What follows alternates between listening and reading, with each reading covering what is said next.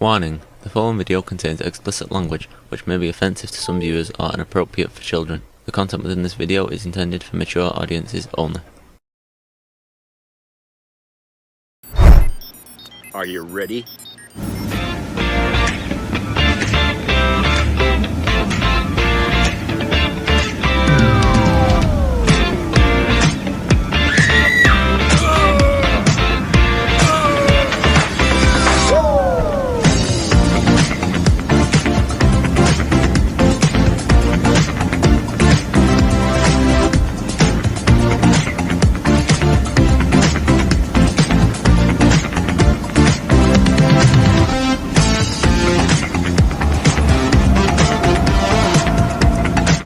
Jaws.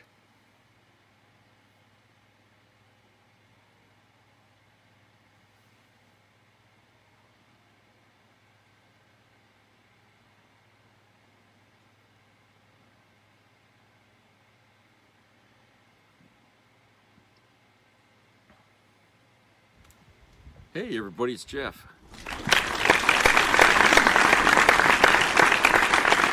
Everybody's having a good day. Gloomy here today, kind of rain and sleet mix, I guess. You know, it's not coming down hard, it's just like off and on, but it's you know, it's a little bit windy, but not that cold. But that's I think we're going to get more of this, I guess, tomorrow too, from what I understand, so we'll see. So I got a couple of videos here that I selected here for us to review, and this first one here today is from Dr. Russell Rezac, and he's got a clinical perspective of as to why Donald Trump is basically crashing our economy, and what his reasons could be based on what we know about Trump, you know, from books that were written about him, you know, and plus his niece that wrote stuff about him, you know, going back into the family history. So this should be very interesting for you to watch. It's not very long. It's only like, you know, less than 20 minutes, I think. So it's just a really, you know, quick but you know, interesting video. So let's take a look at that. A few days ago, Donald Trump announced what he called a Liberation Day, a day of a new beginning for America, a rejuvenation, a rebirth to a new prosperous America. Economists, however, had a very different take on it. Professor of US and International Politics. Scott, we spoke to you a little bit earlier. Now that we've heard what the detail is from Donald Trump, what do you make of all of that? Before talking about the effects, and they're bad, let me just say that I think that was the dumbest, most economically illiterate speech I have heard in my life. And I've heard a lot of bad ones. And surely enough, as the economists predicted, it's led to a massive global market crash. Even the S&P 500 has had its biggest single drop since its inception, apart from 9/11. So apart from a major terrorist incident in the US, there has never been such a major drop in the S&P 500 index. And on this occasion, it's entirely man-made, designed and delivered by the White House. This is having repercussions across the globe, will affect every economy and almost certainly every citizen. And the evidence of its damaging effect is right there, as you can see in the markets. Previously, Trump was reticent to do anything that might harm the markets, but now he's just crashing through that previous guardrail, that inner guardrail he used to have to stop him engaging in acts of virtual vandalism towards his own economy. But those restrictions, those guardrails, those inhibitions do not exist anymore. He's crashed through them. So why is he doing this? What is the reason that he's actually engaging in this deeply sabotaging act of economic destruction? Well, one thing that we know is that it really can't be in order to rescue the plight of American workers. He's never been interested in the plight of American workers. Just look at how he treats the workers that he's hired over the years in his business. So many contractors, so many people working in construction that work for Trump ended up not being paid. He's certainly not known for his largesse and generosity towards the people who work for him. But even beyond that, his attitude to workers has never been anything but dismissive and indifferent at best. You see, the time in history when Trump talks about returning to when American manufacturing and industry dominated the world, that is also a time when workers were well represented by strong unions. And that's why they did so well, because they had a real say in their pay and conditions.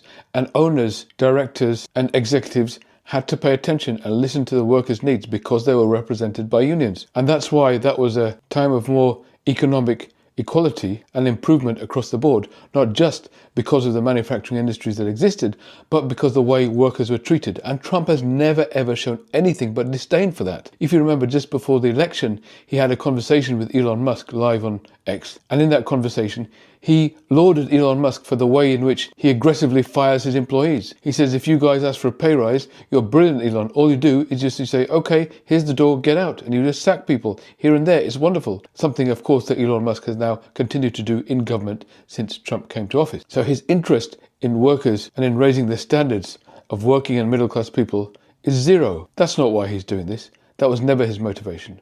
So what is his actual deep down inner motivation? Well, as with all things psychological, the answer lies deep in his childhood. If we want to go deep into his mind, we have to go deep into his childhood. One thing that we know was consistent in the childhood of all the Trump children was the fact that their father was absent at best and at worst, domineering, demanding, aggressive towards them. He's been described as a bully, and it seems they never had any relationship with him that involved much tenderness, affection, or even interest or curiosity on his part. So Trump's father's behavior towards him and towards his siblings, without doubt, raised a sense of grievance within the children. Anybody who's raised children knows that when parents don't spend time with them, the children know it and they tell you about it. They complain, they want your time and attention because that's, of course, what they need. But when you have a particularly aggressive parent, then you become very quickly afraid of expressing those needs. You become afraid of expressing your grievance towards them. And so you keep that sense of grievance suppressed deep down inside you. You can't express the grievance you actually had towards the people who caused it, i.e. your parents, in this case Trump's father. So you keep it buried within. And what happens then, as you grow older, is that that mountain of grievance that built up within then starts getting displaced to other people and places and causes all around the world. So you start developing this sense of grievance, this grievance psychology, a sense of being at war with the world because you're getting ripped off by everybody, because you're being hard done by everyone. And that's exactly the mindset that Trump has towards a whole range of people in his life. Almost everybody who's ever encountered him. He has grievance against migrants, grievance against women, grievance against science and experts. The list goes on. And now, as he has won the popular vote and become president fully legitimately, really for the first time, because previously he didn't win the popular vote and although he denied it, could never feel wholly as if he inhabited the office fully, and of course was not surrounded by the sycophants he is today. Now he is and has that power and that sense of ownership and freedom of his position. He can see the country as his own, and therefore the grievance he expresses, he can now express on behalf of the whole country, and he feels that the US is being ripped off by countries all around the world. He has this deep sense of grievance about how other countries are treating America, and that's why he wants to get his own back. So Trump's tariff policy is his grievance writ large. His sense of grievance translated into economic policy to cause a retaliation and harm to others. And we know this because of a chart he produced in the White House when he made the announcement. He produced a chart that supposedly contained his justification for the tariffs that he is now implementing. And on that chart was a list of tariffs that he said other countries were imposing against the US. And that's why, because the US is being so ripped off by other countries implementing tariffs against it, the US is now going to hit back and implement tariffs against those countries in return. That is his logic, that is his mindset. That grievance notion is what is leading him to attack. The problem is this notion of tariffs being imposed by other countries is completely factually wrong. Those tariffs that he put up in his chart don't actually exist. The idea that the European Union has a 39% tariff rate on the United States, the weighted average of EU tariffs on the US is 1%. He's fabricated them. Why? Well, it's not the truth that matters, it's a sense of grievance. The grievance comes first. He wants to feel the grievance. He wants to experience the grievance, even if it's not grounded in reality. That doesn't matter. What matters is that he feels it, and so he has to believe it. And then he makes up figures to make himself believe it, so that he can then retaliate against something that he imagines is happening to him being the country personified. But it's not happening. That's the reality. Instead, he has sparked off a cycle of tariffs, imposing tariffs against countries that didn't have them against him, and then them imposing them in return back against the US. This is called a trade war, and he's the one who actually started it. His imposition of tariffs is so nonsensical that he even says, an uninhabited island, a tiny island just north of Antarctica called the Norfolk Island, got tariffs imposed on it as well. Why? Because again, Trump believes that they impose tariffs on the US. But there are no human beings on the island, only penguins. So he's really suggesting that these penguins have imposed a tariff on all exports of goods they send to the US, and that's why he's retaliating by imposing tariffs on them? Okay, we might feel sorry for the penguins for receiving these tariffs, but the truth is, they didn't deserve it. I'm pretty sure that their parliament never imposed any tariffs against the US. You can correct me if I'm wrong in the comments.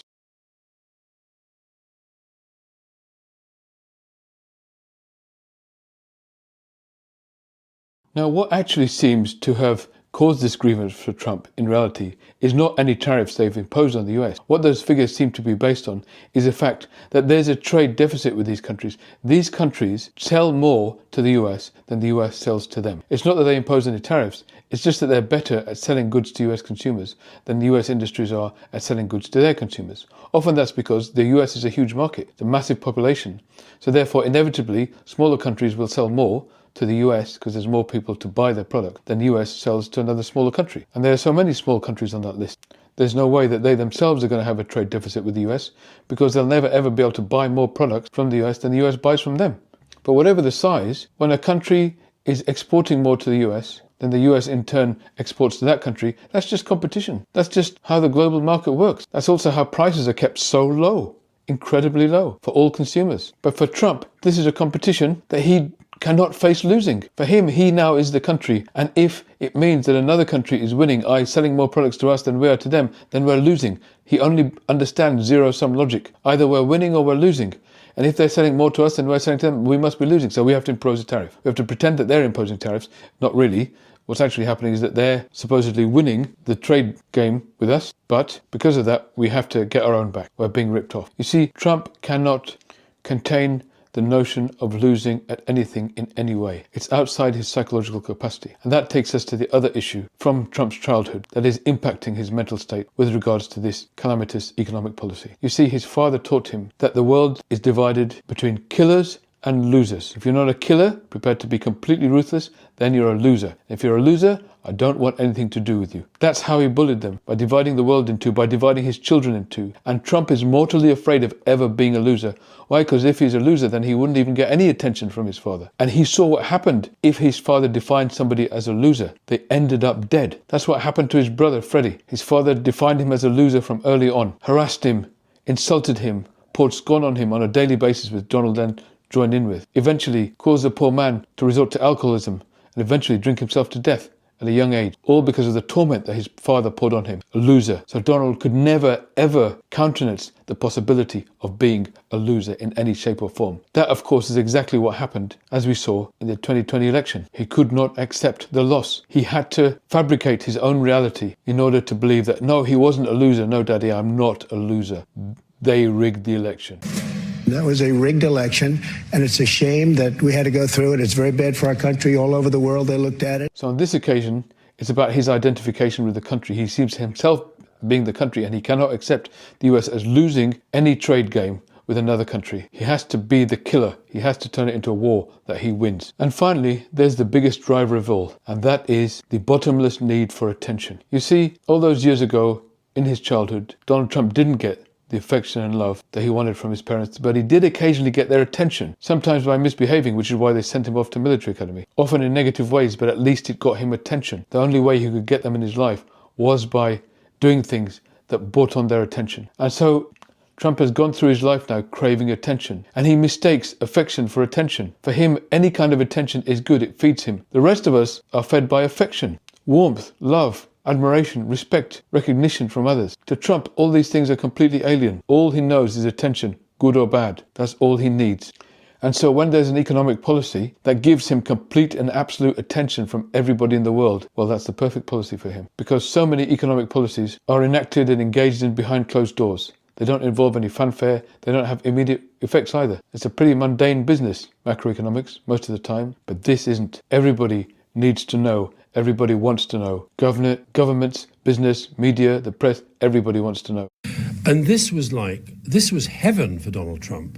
He had literally every president in the world, every prime minister in the world, every finance minister in the world, every major media organization in the world, every business in the world, hanging on his every word as he went through this bizarre show in the Rose Garden of the White House. And so there he has it, the ultimate device to give him more attention than any other human being on earth. And almost certainly more attention in a single moment than any other president in the history of the United States. This is his currency. This is his goal. So ultimately you can see how all these needs of Trump's converge together. That strong grievance sense that he has within him, the desire to get his own back on others who he believes have wronged him. He can't do that to his parents, where that grievance sense originally came from, but he can do it to other people around him, people and now nations who he has power over, build up an inner sense of grievance and exact his revenge on people. That desire to be a winner and never be defined as a loser, whether it's him or the country he now believes he personifies. He has to win the game of trade because he cannot countenance the very idea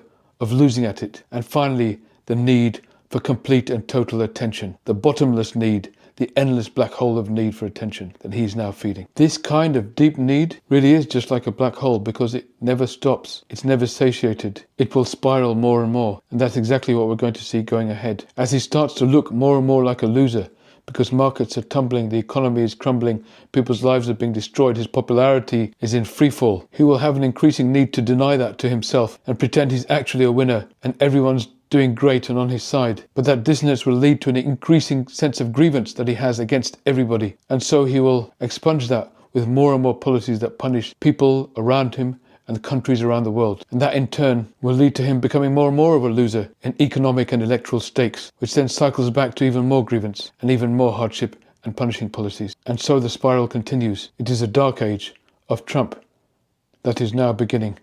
America still has some guardrails, still has some checks and balances at this moment in time. At least for now it does. How long that remains the case, we don't know. But unless somebody and some of these systems manage to bring it to a halt, then this will truly spiral out of control. A few Republican senators voted against Trump's tariffs in the Senate and managed to pass a bill against it. But the House Speaker, Mike Johnson, won't even bring that vote to the floor because he knows if it comes to the floor, it will also probably pass, and that will stop Trump's tariff policy dead in its track. But he is enabling Trump right now. If one of these guardrails and checks and balances don't work soon, then as I say, this unfortunately is only likely to spiral further and further.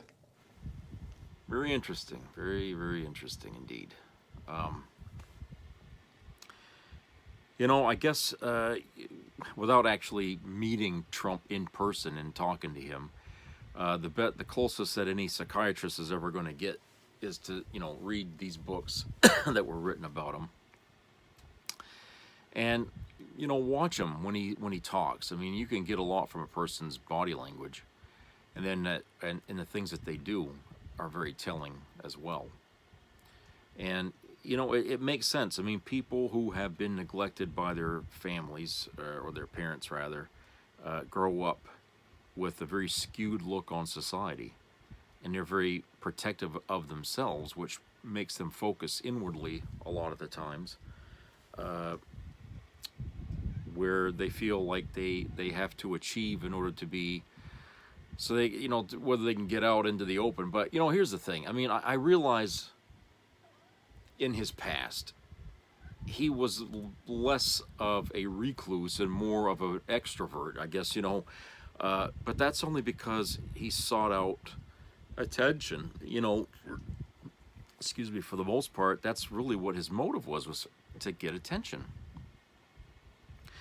And certainly the way you look at the campaign he ran last year, it was all about that. I mean, Christ, the media was a willing partner to keeping him in the spotlight, and that's what he wanted. And the more attention he got, the more ridiculous things he would say to keep the media focused on him. Like the damn thing about the pets being eaten and stuff. I mean, as stupid as that sound, and as unfactual as it was, it benefited him because it got the cameras still to stay on him, to keep writing about him, to keep all the news articles about things that he was saying. And believe me, that's the only way, he could possibly beat over Kamala Harris, was to take the spotlight off of her and put it back on him. the more they did that, the more people saw him, you know, the better things got, for him anyway. And for a guy who has this issue about needing attention at all costs, even if it's bad attention, I mean, as long as it's attention, that's all he cares about. For a guy that has this need, you know, it's almost like, in a way, using that handicap, I guess, I don't know what else way to say it, that handicap as an advantage to propel him forward in society's status, okay, to elevate himself. Whether he consciously did that or not, I don't know. If it wasn't conscious, then he's the kind of guy that would make it in America because he's so broken inside. I mean, it says a lot about the United States when a man as broken as that can, you know, basically climb the ladder of success, you know, and make it to the top, you know. And certainly, you know, for people who try to do that on their own without that handicap that Trump has, they find a very hard time doing it.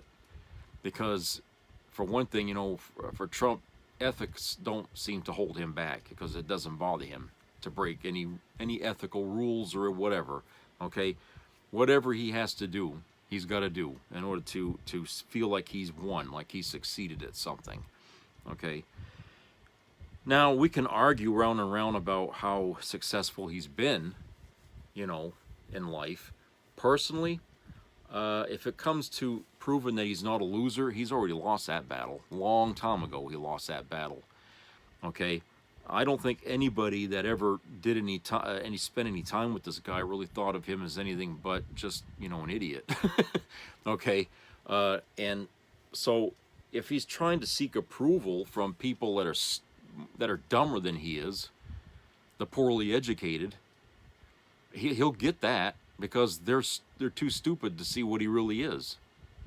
They'll never go to a bookstore and pick up a book on this guy and read about it, okay, or what his niece had wrote about him. None of these people would ever do that, okay? So the ignorant people will follow him and think he's a fucking gift, you know, to their lives. And they won't even realize until it's too late just how much he's been dipping into their pockets and taking out their fucking money. And then, you know, then when they lose their job and everything, he'll go around and champion that he's won, that he's, you know, and it's like, against who? Who are you fighting? You're fighting the whole world plus your own people. I mean, what kind of war is this? Do you see what I'm saying? He's throwing everybody under the bus for the sake of winning something so he doesn't look like a loser. Okay? And I think in a way it's more than that. I think he just wants to be the guy on top. It's not about winning or losing. It's the guy that wants to be the king of the mountain. Okay? You get to the top by stepping on the people on the way up. That's how he does things. And so in this case, everybody that's in his administration right now is sacrificial. I mean, he'll throw them all under the bus just to save his own skin, if it came to that. None of these people mean anything to him. They might think, oh, you know, I'm part of a team. No, your team leader doesn't even look at you as a team. He looks at you as just get out of jail free cards or something. You know, that's all you are to him. He's got no loyalty to you. He doesn't even. This thing between him partnering between Musk and him really is only until it doesn't benefit him, and then Musk is out on his fucking ear. Okay. Everybody that's ever done any business with him also found themselves in trouble.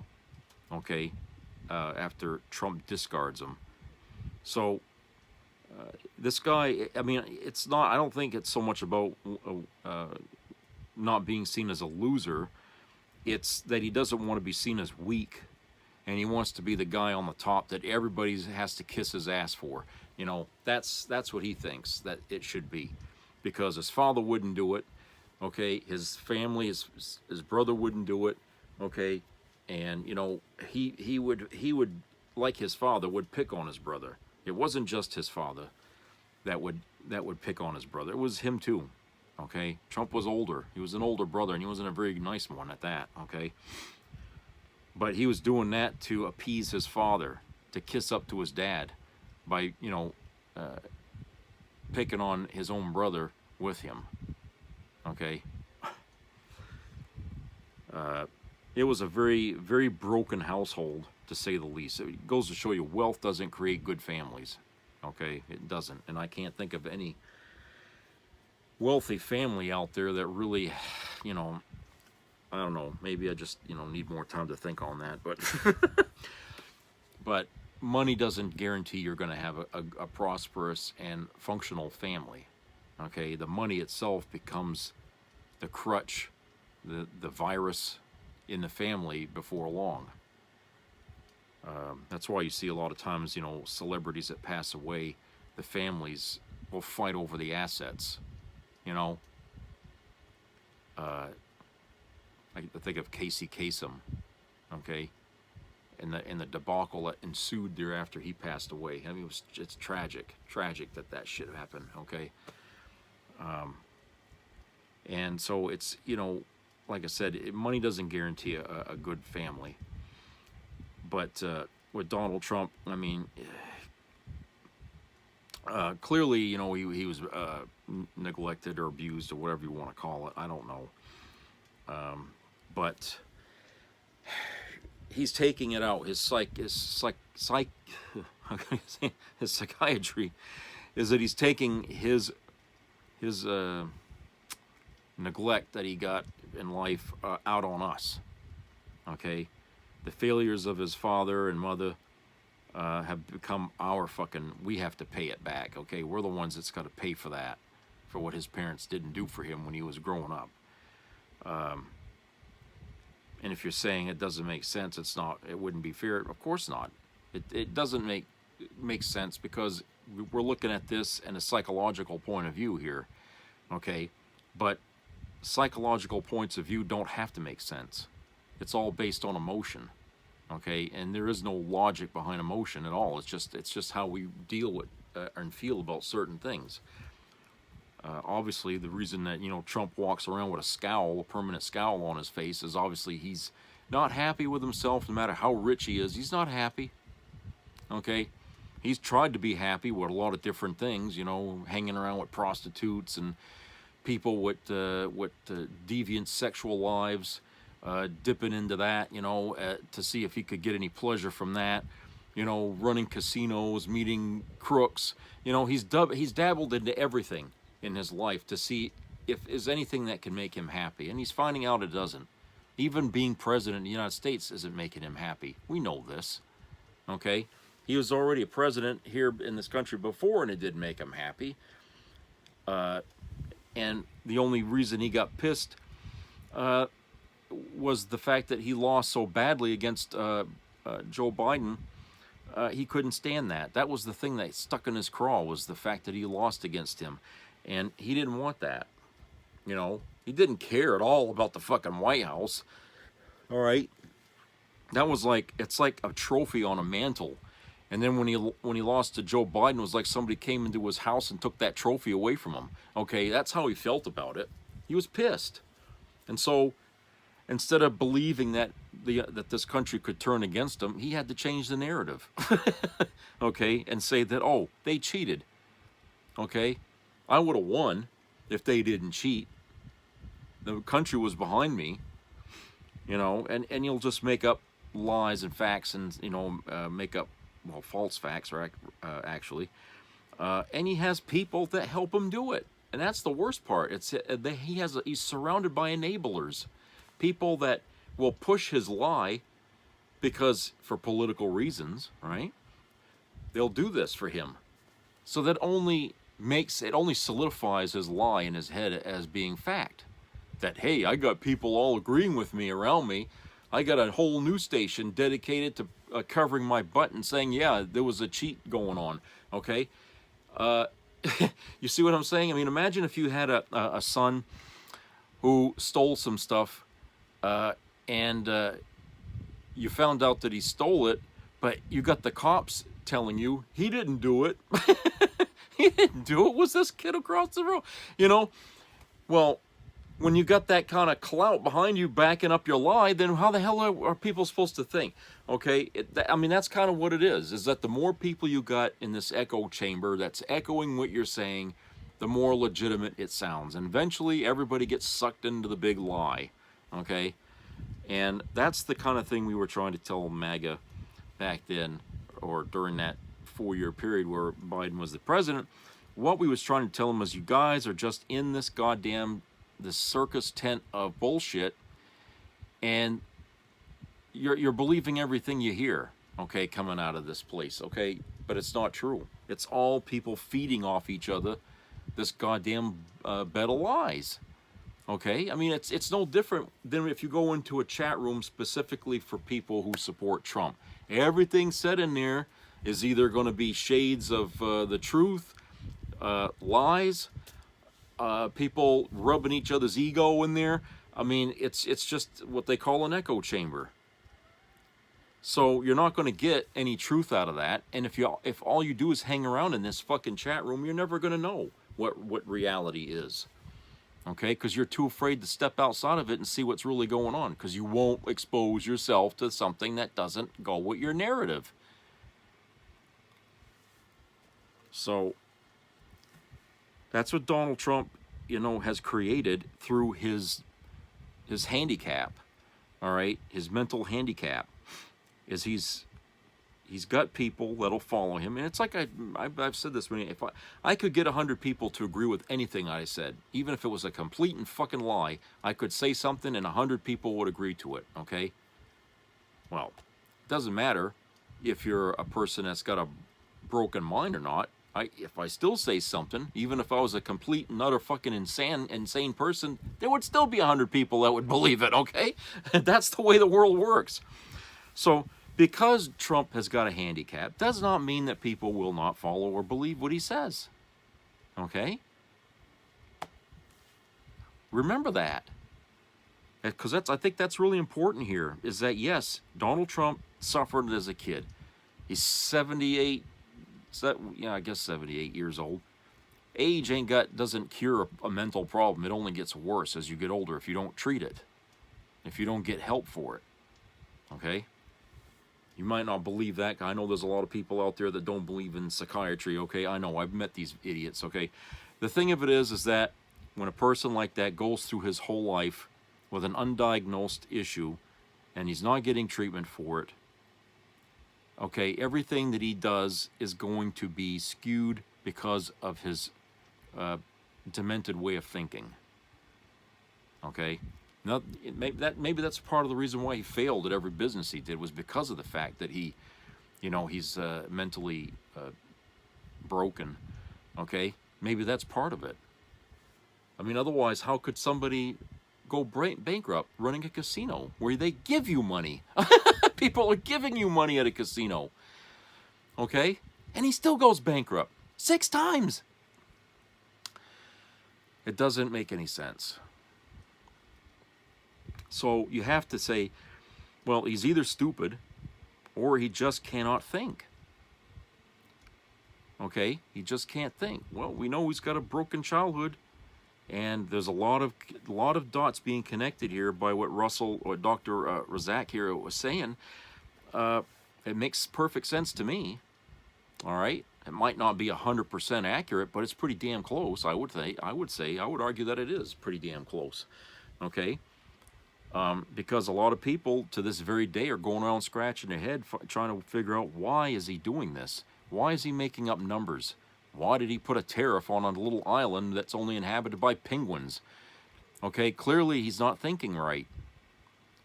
And that could be coming across to other people as he's got dementia. Okay, so if he's doing things and other people are questioning whether or not he's mentally sound, then, his mental handicap is probably getting worse, okay?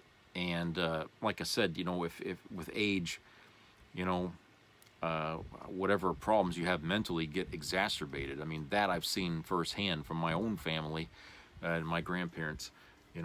Whatever issues that they had, in life or something, or basically later in life, like, after 60 or something, the older you get, the worse those things become.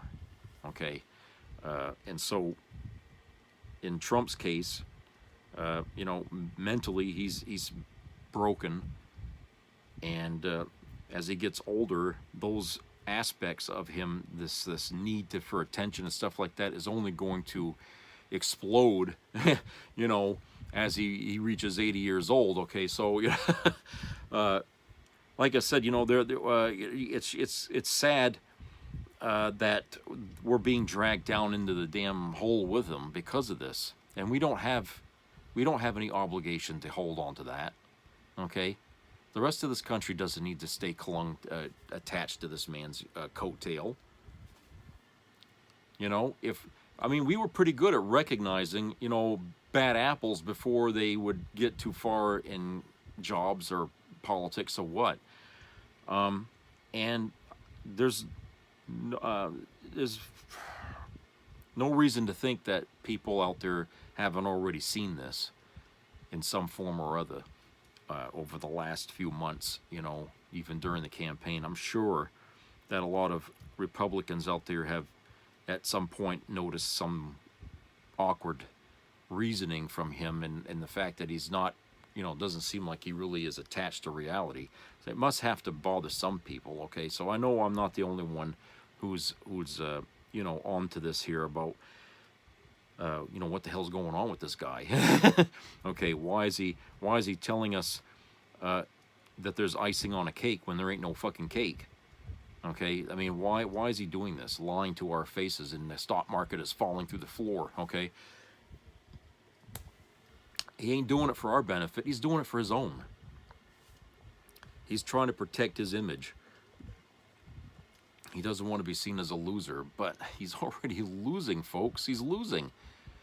When we all hit bottom, whenever the hell that's going to be, we've lost.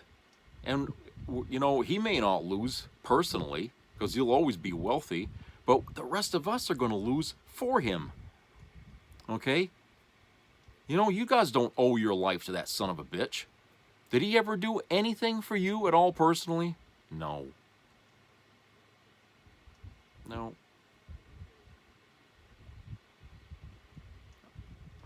So, like I said, I feel like, there's no reason why people should be this loyal to him. Just because he's the president doesn't mean that we are obligated to stay in his corner. No.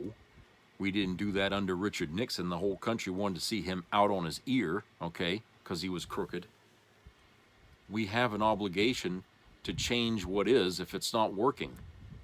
And why should we wait years for a light at the end of the tunnel because of what he's doing now? I mean, that's what he's promising us. Oh, well, things will get better. But he can't tell you when, because he doesn't even know.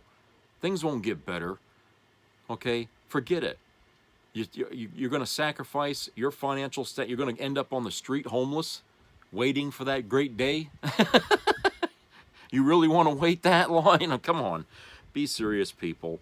There's nothing good planned for what he's doing, okay? This is all about him, and like what Dr. Razik said, his war against the world, okay? He's using all of us as implements so he can make himself look like a winner instead of a loser. But at the end of the day, he's already lost that fight. He's been a loser his whole fucking life, okay? There's been people with less money who've done better in life than he has, okay? All right, let's go to a commercial break. We'll be right back.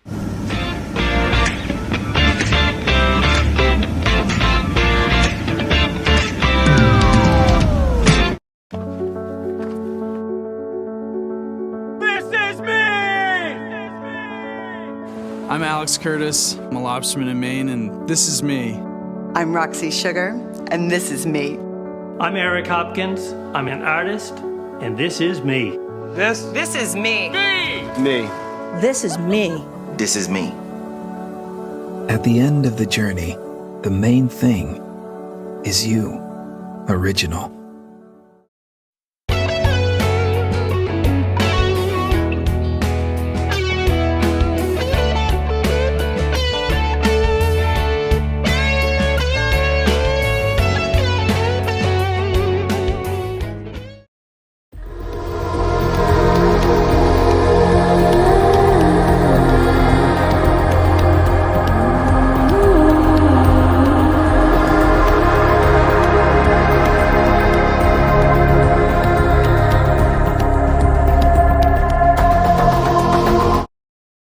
We have a lot of things to talk about today, but I can't even begin to get into them until I talk about this because I haven't stopped laughing for the past 20 minutes.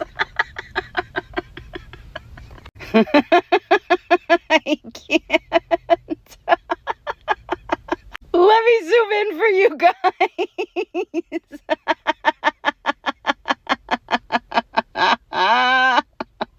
I can't take it anymore. I can't. This guy's out here thinking he's fucking Willy Wonka. It's not funny. Oh. And Donald Trump debuts his new car just a couple of days after Liberation Day. Let's check in with some of our favorite MAGA finance bros and see how they're doing today. Trump has put his tariffs all over the place, get some wacky formula and do tariffs. And everything's in the shitter because of it. I'm down 7 million. You mean to tell me a guy that does shit like this doesn't know what the fuck he's doing? You don't say, David. It's almost as if there were people out there trying to warn you that this was gonna happen and you didn't listen. And I'm sure your ass is a little chapped about losing $7 million. But you know what? Us small folk are hurting too. As a matter of fact, my sister is expecting her baby in a couple of months and we're all super excited. And today she shared with me an email from her baby registry. It wasn't asking how she's doing. It was to tell her that prices have gone up. Here's just one example from the 15-page email she received about the items on her registry. This item right here went from $99 to $134.99. That's crazy! Are these just the small sacrifices we have to make America great again? All you idiots out there saying that Donald Trump is playing chess, what that buffoon is actually playing is pin the tail on the donkey. He's playing this game blind and dizzy, hoping something sticks. It amazes me that the same people who complained about trying to teach their kids Common Core math have suddenly become economists. God, I hate it here. And apparently he put tariffs on an island that mostly consists of penguins, where their only export was the fucking movie Happy Feet. Thank you, Donald. Thank you. It's my kid's favorite movie. It's a good thing Trump put out that card today, and I'm laughing, because otherwise I'd be in tears right now. Anyways, bye!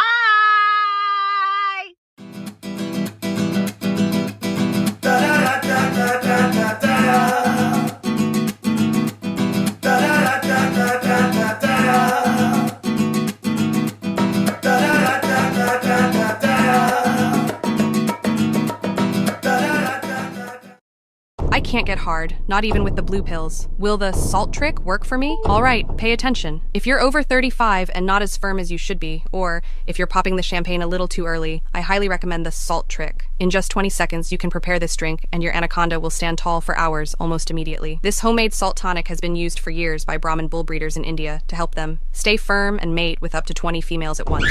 But a few years ago, this trick fell into the hands of the adult film industry, and since then, this little secret has been used by adult actors instead of the little blue pill. That's because it works in just minutes, flushing out flaccid toxins from your body that make your buddy shrink and fail when it matters most. It may sound crazy, but this drink is 6 times more powerful than any pill from the pharmacy, and because it's natural, it has no side effects. And if you haven't heard about it yet, it's the company behind the little blue pill, starting with P, that censors anyone who talks about this cheap, homemade solution. That way, they continue raking in billions every year from the suffering of millions of men just like you. But I'm putting an end to that right now. I'm releasing the short video that shows how to prepare and use the salt trick. Back then, this video was sold for $47, or they would have taken it down immediately. But so you can start the year off right. I'm leaving this video free for the next 3 hours. In the video, it shows step by step how to prepare this 20-second trick today and leave your wife with limp legs tonight. Just click the button that's appearing somewhere in this video to watch. If a page opens, it means the video is still available, and this might be your only chance to toss the little blue pill in the trash and learn how to make this homemade, safe recipe that's 6 times more powerful than the pharmacy pill. But I should warn you, this video contains some pretty hot scenes, and it also shows an African green tonic used by tribes in North Africa to grow their tool to the point of outgrowing all their underwear. Do not use if you're already too big or satisfied with your size. And also how to eliminate the flaccid toxins that are sabotaging your hardness and shrinking your little guy like a turtle. Watch with headphones on. As I mentioned, the video is uncensored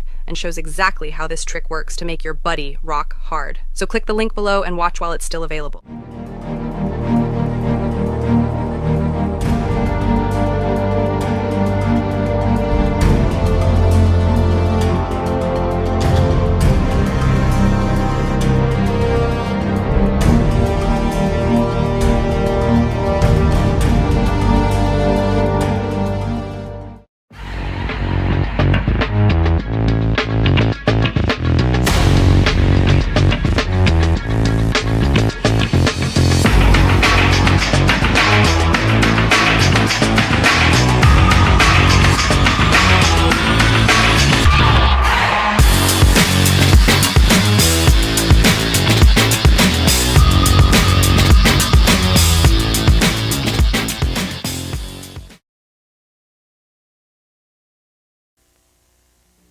Be a part of the entertainment value of a lifetime.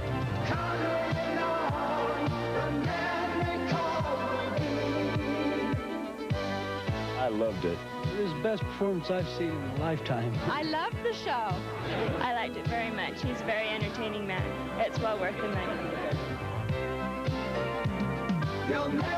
Now appearing in Charlottetown, coming to Halifax November 6th to the 18th, and St. John November 20th through the 26th.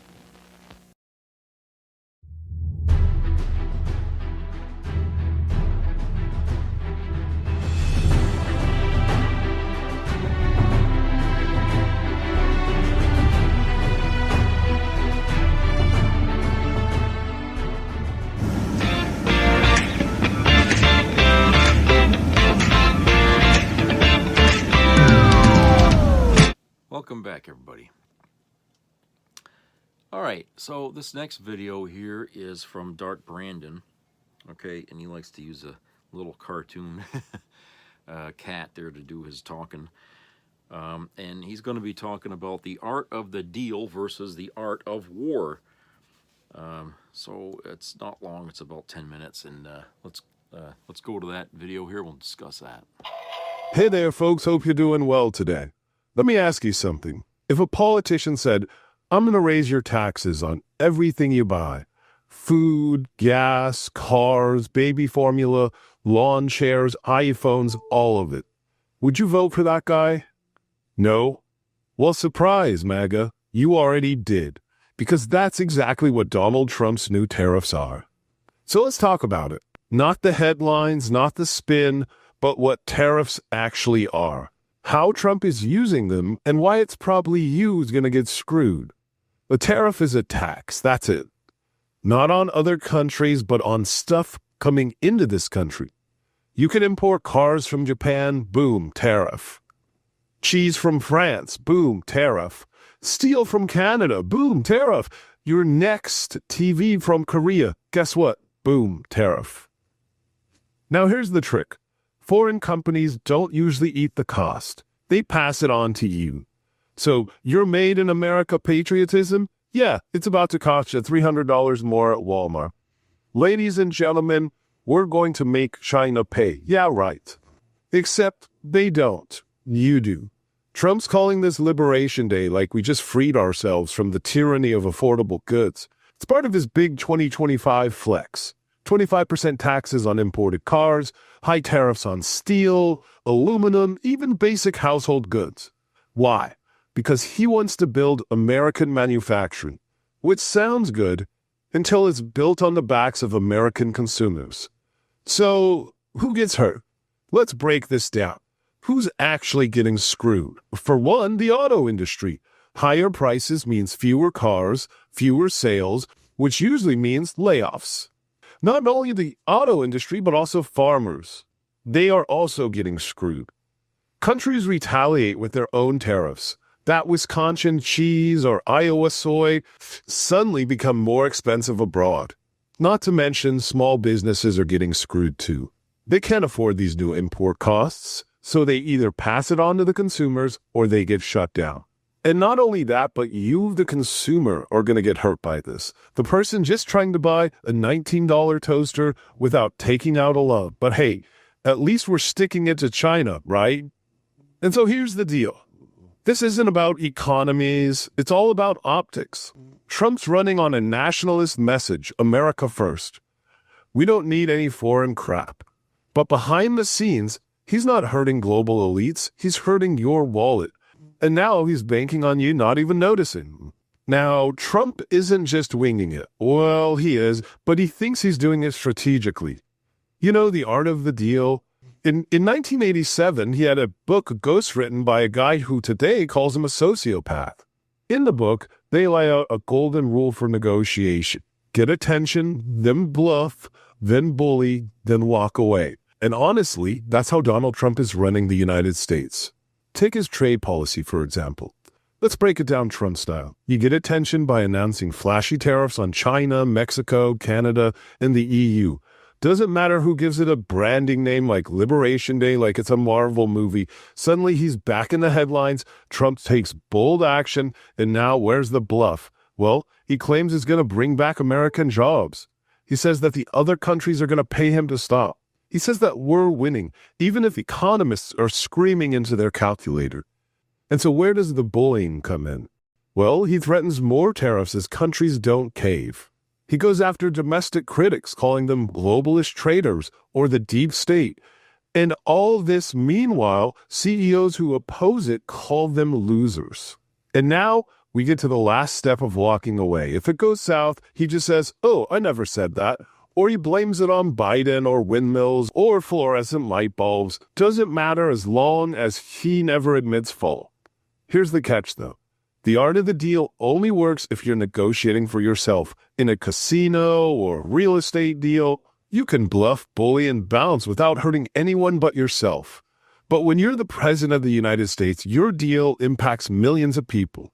If you bluff a foreign government and they retaliate, now your citizens, the people you swore to protect, are collateral damage.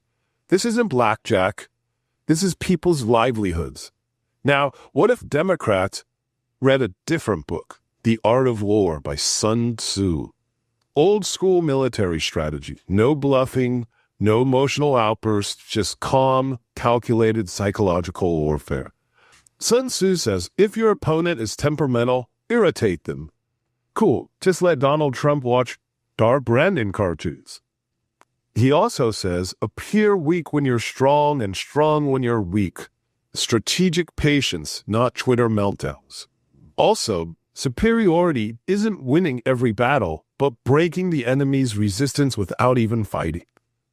And that's the game. Outthink, outlast, and outsmart. How do we use the art of war on Trump's tariff madness? You just don't shout tariffs are bad. You let his own policies crumble from within, and we do so by highlighting the pain in communities he claims to champion. Letting swing voters experience the cost firsthand and keeping the heat on slowly like a frog burning in water until even his supporters realize. Why is this thing so expensive right now? What am I doing in a pot of boiling water? Because here's what Trump doesn't understand about the art of the deal. The goal of the art of the deal is to win. In the art of war, the goal is to make your enemy lose without them even realizing it's happening. And the Trump tariff, that's his Achilles wallet.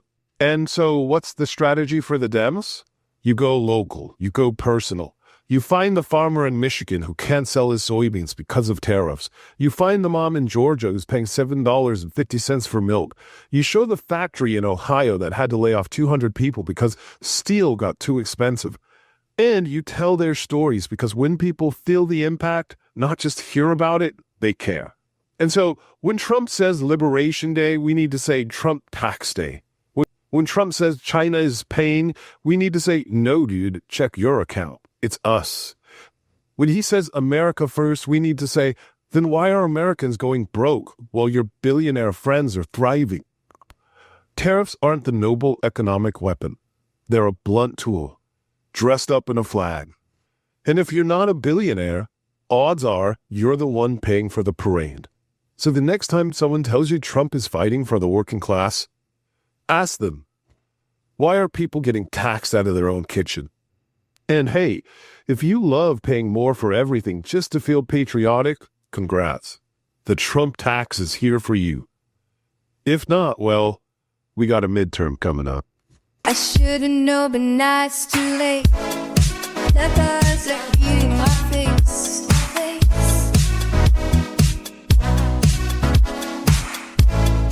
The buzz are eating my face.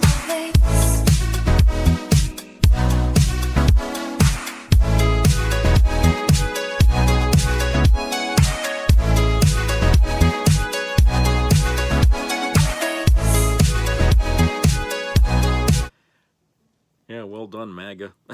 You just liberated yourselves from the last few dollars you had left in your wallet. That'll show the libs, huh? Yeah. It's funny, I don't feel owned by anybody here. And, you know, MAGA, you think you owned... I mean, the tariffs. I mean, this is like the largest tax hike in United States history. Really, when you look at it. And break it down into numbers. That's basically what it is, okay? And it's us that's paying it, okay? It's not these other countries out there that are paying these tariffs. That gets passed on to us, all right? We're the ones paying that. So he's punishing us. And he knows this, okay? Trump knows. I mean, he can't be that stupid.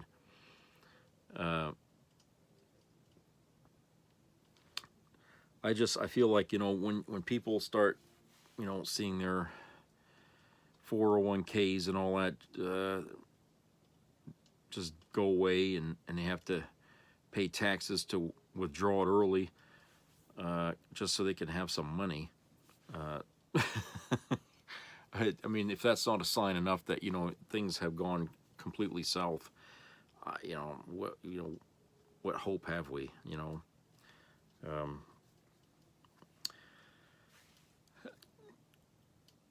And, you know, the idea of, you know, Democrats should, if that's what they're doing, okay, I'm just assuming that Dark Brandon here, you know, was saying, you know, what he, from Sun Tzu there, The Art of War, what Democrats are doing is just letting shit, you know, mount on top of shit until the bottom collapses. And then you won't really have to do much of anything to win after that, because there'll be so many people pissed off and everything that, you know, hey, you know, Trump could talk all day long and not convince anybody to vote for him, you know. And you know, I think that, you know, there's logic to that, you know, but I don't think people really want to wait that long, you know, to see how things are already heading south now. And we haven't really felt the full blunt of what Trump has done these last, you know, few weeks. Okay, we haven't really got that yet. It's, you know, but that wave is coming. Okay, that's going to sweep over us all. Of what he's done, it's going to start. We're going to start noticing that when we go shopping, getting groceries. We're going to start noticing that at our jobs, our wages, layoffs. It's, you know, that hasn't stopped yet. It's still happening, okay? And what Trump has created here is his own demise, I guess, if you want to say, you know, boil it down to what Brandon's getting at, is that these tariffs, as he says, are his Achilles heel. They're also going to be his undoing, because nobody's happy with this, okay? People that are trying to put a smiley face on this in some way are not happy about it because they know it's bullshit. People at Fox, I mean, they're fighting with each other on the Fox News station there to try to sugarcoat or spin or whatever they want to do to try to make this look good. It's not working, okay? Because, you know, you got people right there who are just saying, you can't spin this. There's no way to spin this fucking thing, okay? It's bad all the way around, you know? And Trump's not giving them any help with this by explaining to anybody how he feels that this is going to benefit this country in the long run, however long that may be, okay? Him and Musk have been completely vague on that point. But it doesn't matter to them because they're already wealthy, so it doesn't matter. I mean, Musk right now, his only concern is about his fucking Tesla company there. I mean, that seems to be like his only concern. Doge, whatever the hell. Nobody likes that outfit, and people are really pissed off that it even exists. That we have this outside entity out here even telling the government what they should be doing. Okay? We already had an oversight in our government for what Doge is doing, but it was done, it was people elected into those positions that were doing it. Nobody at Doge was elected to do this job. Okay? Elon Musk was not elected to do this job. It can't be considered a federal agency. Okay? Its only existence is because Trump allows it, okay, to do what it's doing. He's not challenging it. He's not going to stop it. Okay? So, you know, all I could say to the MAGA is how is that Kool-Aid tasting? You know, really, you guys drank it, and now here we are. You know, so I don't know. I mean, I feel like we're all at the twilight here of our nation, and we're going to have some pretty bad days ahead, and people can only take so much of that, only take so much of it. After a while, the lies aren't going to matter to these people anymore. They're not going to hear that unless they hear a solution, and unless they see that solution happen overnight. No one's going to care anymore about what Trump says or doesn't say. All right? There's already rumblings in some corners of the country here of maybe a civil war could spark. You know, if a state decides not to do something that the federal government is asking them to do, like, turn over your illegals or something like that, or some other thing, and they're saying no, we're not going to do any more of these incidents where people are denied due process, and it would take only something like that, as small as that, to get the federal government bucking heads with a state. All right, and then with Trump as president, I think people can pretty much believe that he could send in federal, or the military or something like that, while the state uses its, National Guard or not National State Guard to oppose them. I mean, it would only take something like that to trigger. I mean, that's how volatile things are in this country. That it could take that, because you've already got governors right now in the blue states who are really bucking, Trump here, and they're, it's at some point, there's going to be a conflict, state versus government. Okay, you're going to see that happen. I think that's going to happen soon, as a matter of fact, because it's just the more these executive orders that Trump puts out there, the more chances are it's going to create this kind of a paradox here. I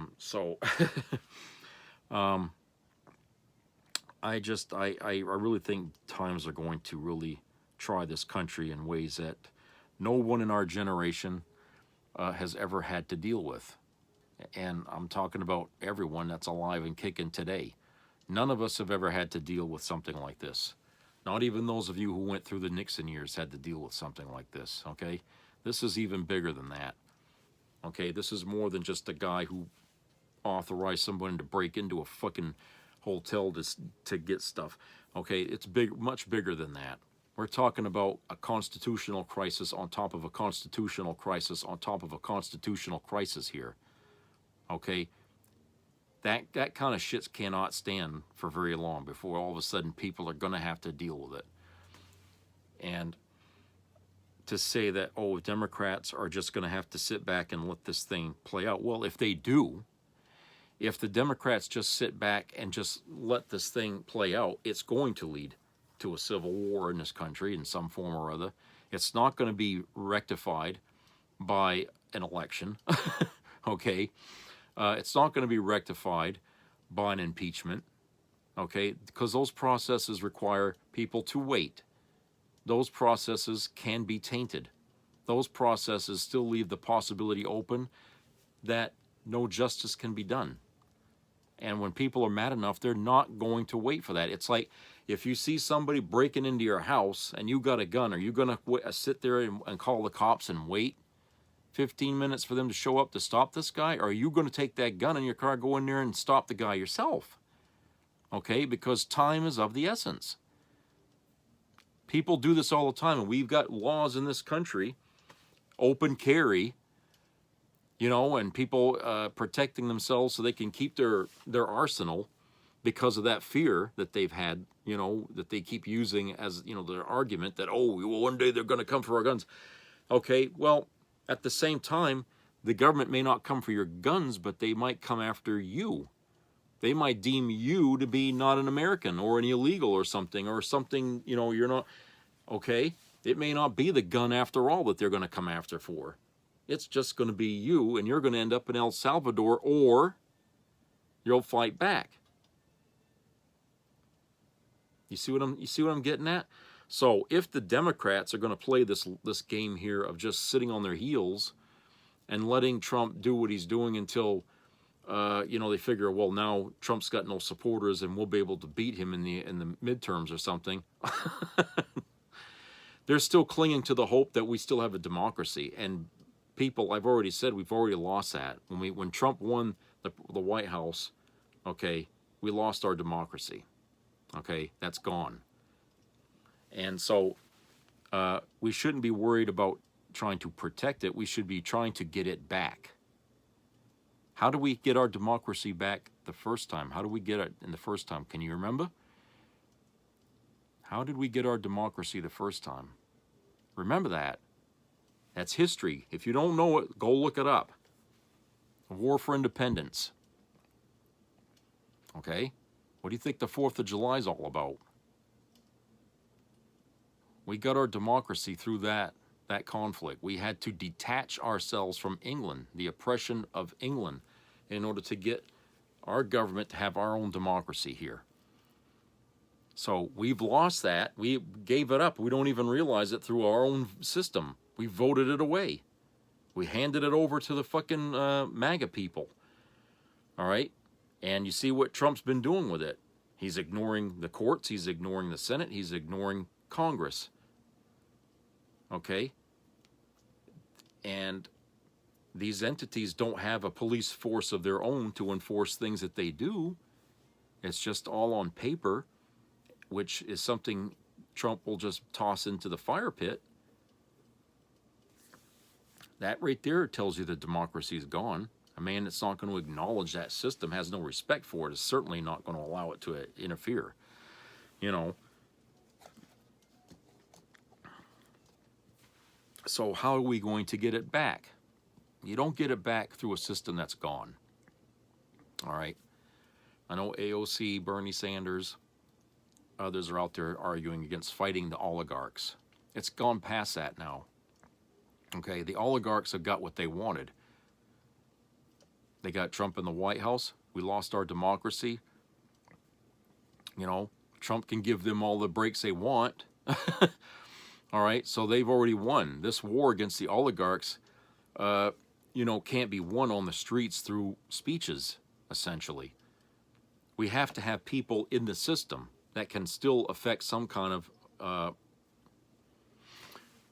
retribution, if you will, against, you know, the powers that be that are doing all these things now. Okay, but like I just said, if those institutions are powerless because they can't enforce what they're doing, then what are we out there talking and giving speeches for? You know, we already had our chance to learn from Bernie Sanders and AOC about what not to do as citizens, and we did exactly the opposite, which comes to no shock to me because people always do the wrong thing first before they do the right thing, okay? But that being said, now they're coming out talking and trying to put on this war against the oligarchs tour, like it's some kind of a musical thing or something. it's all good and everything, you know, it makes you feel good, it energizes you and stuff like that, but we need more than that right now. It's gotten past that. Okay? Trump's not going to listen. The people that he picked to work with him aren't going to listen. Okay? The only thing that's going to make him listen is if somebody's outside with a fucking Sherman tank. With the barrel pointed at the fucking White House. That's the only way he's going to actually, okay, then it's going to hit home. Yeah, people are pissed. But he don't care. Okay? Remember how everybody back in the 70s was out there on the White House lawn practically protesting the war in Vietnam? This going on while Richard Nixon was, his daughter was getting married in the White House. And they were having a party in there. Outside the fucking walls, there was all hell breaking loose. He didn't care. It didn't help. It didn't stop anything that he was doing. Okay? That's how I see this right now. Okay? We could be right there on the fucking doorsteps right now, banging the walls with our signs and screaming and shouting and doing all those things. Okay? We could even be January 6th people doing that. Trump's not going to listen. He's not going to care. He's not going to change a goddamn thing. Okay? But that'll give him the excuse to come down hard as hell on the whole country, martial law and everything else. And so what would happen then after that? After we done our war against the oligarchs, okay, and we took it to the king oligarch himself, what do you think would happen to us then? We'd make the situation worse, wouldn't we? Okay, so my point is, if it's going to get to that point so easily, okay, why are we wasting our time with all this other stuff? Okay, why are we not just right now plotting against the White House? Okay, this is not a time to sit here, what Sun Tzu had said, about letting your enemy trip on his own shit, okay? Okay, we already know that it's shit. We don't need to wait for him to trip on it. People are already pissed as it is right now, and the numbers are growing here. His approval numbers are sinking every fucking day. Okay? People in his own fucking administration have doubts about what he's doing. Okay? And again, you can't depend on everybody in the military being on his side. We already know that some of the, what was it, General Milley there? He didn't like it, and Trump got rid of him. So we know there's people in the military who don't think Trump is all there and really knows what he's doing. So we don't have to really wait. Okay? The ability to take back our country is already here. We already have what we need to do this. We already do. We don't need to go around our elbow to get to our asshole. In other words, okay? The rallies are fine, for times like, we want to stop a war or something, but, how often does that ever help? Okay, but, this fight against the oligarchs is really kind of, I'm sorry. We could do better than that if you want to really make it known how upset we are. The only people that'll show up to these speeches with Bernie and AOC are the people who already listen to them anyway. In other words, they're just echo chambers. They're talking to themselves. All right, what you need is to convince people who wouldn't even vote for these two people to come to the rallies and listen to them talk. That's what you need to do. Okay, that's what you need to do. You need to drag these people. You need to drag MAGA to these things and listen, if that's possible. Okay? If that's possible. But certainly, that being the be-all and end-all of this thing is not it. I mean, obviously, what they're trying to do is to drum up money from people, from those that support them. They're trying to get money. But how is money going to solve this? Okay? If Trump is so unpopular and getting more unpopular by the day, how much money do you think you're going to need in order to win back seats? Think about that. He's dragging down the whole Republican Party with him. Because, anybody that's, well, you saw the town hall meetings that were blown up in the Republicans' face when they went to them. People showed up. They were pissed, you know, like you wouldn't believe. They're shouting these people out, you know. Got so bad they were telling the Republicans not to have any more of these town hall meetings because it was looking bad on television. People were recording that stuff and they're putting them up there, you know. So it's you know, it's crazy. But how much money do you think we're going to need, you know, in order to you know, unseat some Republicans and get control of the houses back and stuff? I mean, come on. Honestly, we won't have to do this for very long. I mean, we don't have to wait too much long. Things are going to get worse. Trump's own plans are going to undo him, and not just him, but the whole fucking Republican Party in the end. And I think a lot of people would agree with me on that one point there. If you don't agree with anything else I'm saying, you'd agree with me on that. It's going to hurt the whole Republican Party, okay? Because the last times that we had, you know, a country that went into a depression, which is where we're heading now, the Republicans lost control of the House and the Senate for like 60 years. Okay, so there's no chance, you know, for them to come out of this thing smelling like a rose here. Okay, they've gone too far deep into the sewer here with this fucking bull crap, and they're clinging, you know, to whatever hope is out there that, oh, Trump says there's going to be better times. You know, well, that's not going to happen soon enough for you guys, because what, the midterms coming up? If you think things are going to get better within the next 9 or 10 months, I mean, you're sadly mistaken. You guys are going to have to work 3 times as hard as you did before to get the seats that you have now. Think about that. What did you spend the last time in order to get those seats?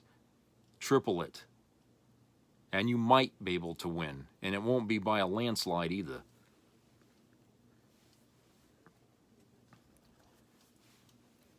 But barring that, you know, things could get desperate even before that, before that day comes, right, for the midterms.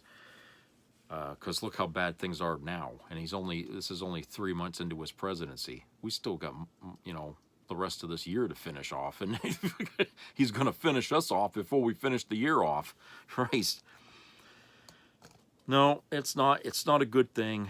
And as Dark Brandon said, you know, what Trump is up to is not very, very smart deal making. It's not very sound economics. Every economist is saying that they cannot see the light at the end of the tunnel here with this bullshit he's doing. And every country here is pretty much severing their ties with us in every fucking way. And I think at some point this year, the United States is going to pull out of NATO because Trump will get pissed off and he's going to say, you know what, we don't need you anymore, and that's it. Okay? And I think that's going to happen. I mean, it's pretty much like that now, where NATO is kind of doing things on their own now without the United States, like they're trying to help out Ukraine. And they're trying to beef up their own military because they have a hunch that Russia, at some point within the next 5 years, is going to try for Poland and try to take over more countries in Europe. And so without the United States, they're going to try to create bigger armies and stuff. And, you know, I'm not sure how that's going to play out for them, but I would say right now would be a good time to go after Russia, seeing how bad Russia is right now. Financially, you know, their economy is collapsed. Their people are starving out there in that country. Putin's in a bunker. You know, it would be easy right now to join up with Ukraine with what military they have and just go all the way into Moscow and level that fucking town. Okay? You know, there would be no more Russia after that. So if I was them, I wouldn't wait. I would just say, look, let's just all of us together, whatever militaries we have now, just go right into that fucking animal there and take that son of a bitch out, okay? He's going to have to come out of his hole sometime to get a breath of air. When he does, we got him, okay?